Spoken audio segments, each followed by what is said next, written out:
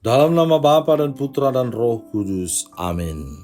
Allah Bapa yang Maha Kasih, kami bersyukur kepadamu atas penyertaan-Mu dalam hidup kami. Sebentar lagi kami akan mendengarkan dan merenungkan firman-Mu. Kami mohon berkatilah kami agar kami mampu memberi hati dan pikiran untuk merasakan kehadiran-Mu serta sapaan-Mu lewat sabda dan permenungan hari ini. Dan semoga semuanya itu menjadi petunjuk bagi kehidupan kami dalam menerangi kegelapan hati kami. Dengan pengantaran Kristus Tuhan kami. Amin.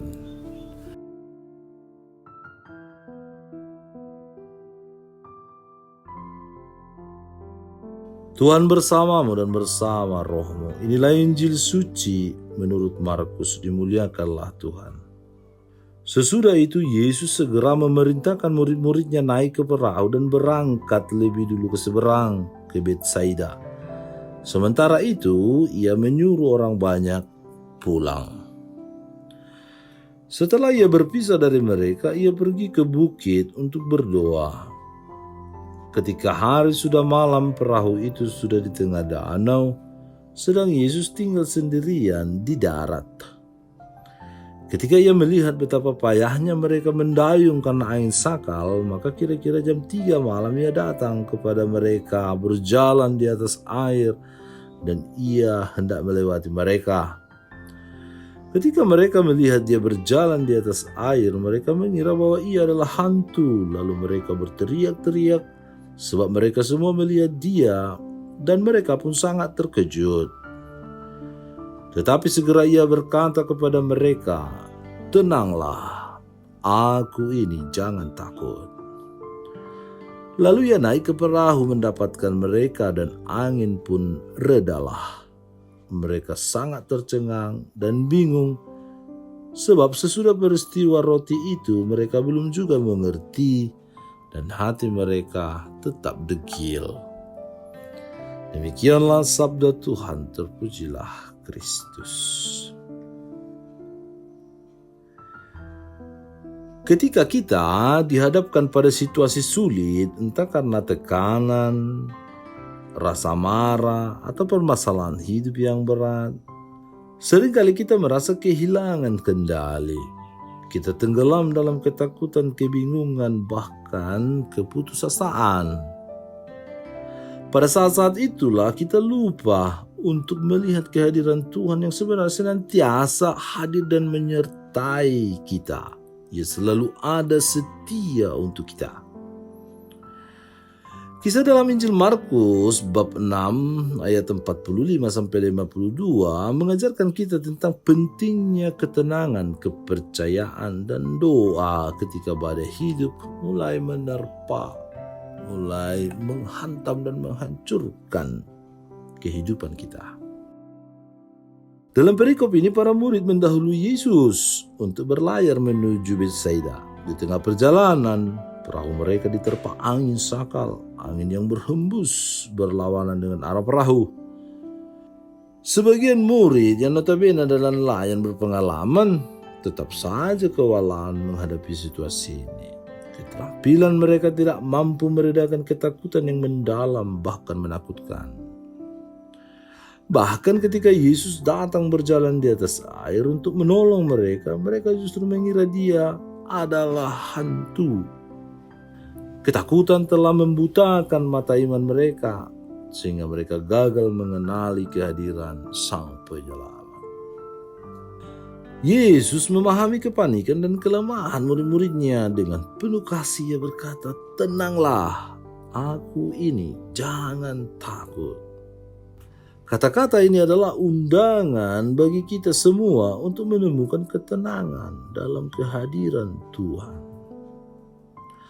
Dalam doa dan penyerahan diri kepadanya, kita akan menemukan kekuatan untuk menghadapi badai kehidupan. Sekencang, sekeras, sekuat, sedahsyat apapun badai itu, kita akan tetap mampu selamat, mampu berdiri, mampu hidup. Karena kita setia pada Yesus, setia ada bersama dengan kita. Yesus sendiri memberi teladan ketika ia pergi ke bukit untuk berdoa setelah melakukan karya-karya besar seperti menggandakan roti untuk 5.000 orang, menyembuhkan sakit penyakit orang-orang yang datang kepadanya. Doa baginya menjadi sumber kekuatan dan penghiburan kesatuan Bapa dan Putra. Jika Yesus Putra Allah membutuhkan waktu untuk berdoa, apalagi kita manusia yang rapuh ini. Ia mau menunjukkan teladan kepada kita pentingnya berdoa.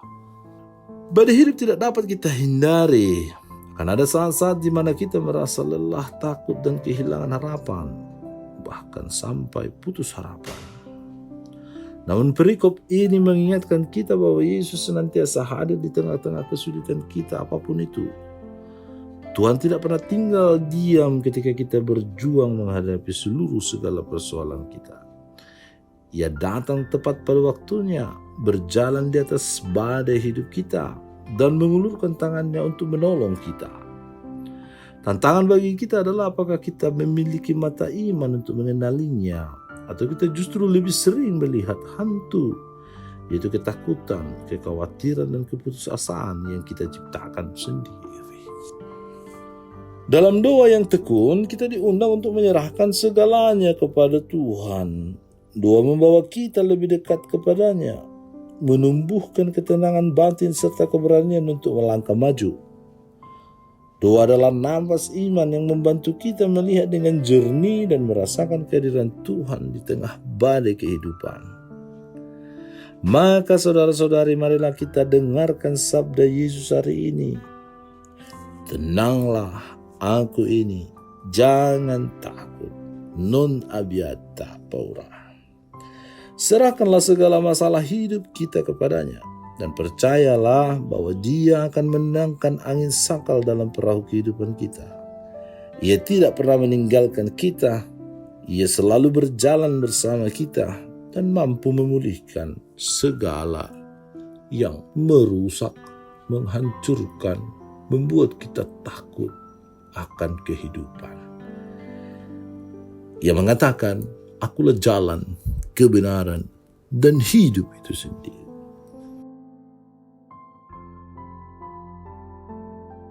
Tuhan Yesus yang penuh kasih, ajarilah kami untuk selalu tenang dan percaya pada kehadiran-Mu di tengah badai kehidupan kami.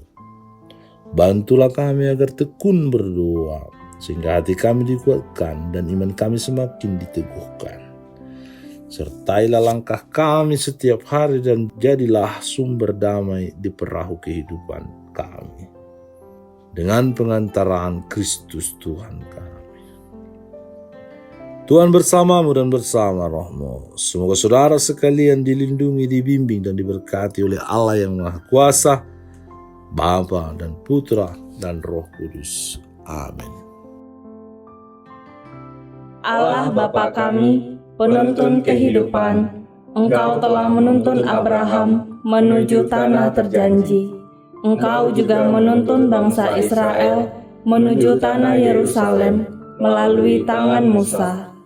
Kini kami umat-Mu keuskupan Padang sedang berjalan bersama dalam sinode kefikepan menuju keselamatan yang Engkau janjikan dalam diri Putra-Mu Yesus Kristus. Tuntunlah peziarahan hidup kami dengan kuasa Roh Kudus-Mu, agar kami tetap tabah, sabar, dan setia menghadapi kesulitan dan tantangan hidup. Bimbinglah kami supaya mampu berjalan bersama, saling meneguhkan dalam iman, harapan, dan kasih. Bunda Maria, doakanlah kami putra-putrimu sepanjang sinode kefikepan ini berlangsung. Ya Bapa, Engkau kami sembah dan muliakan, kini dan sepanjang masa. Amin.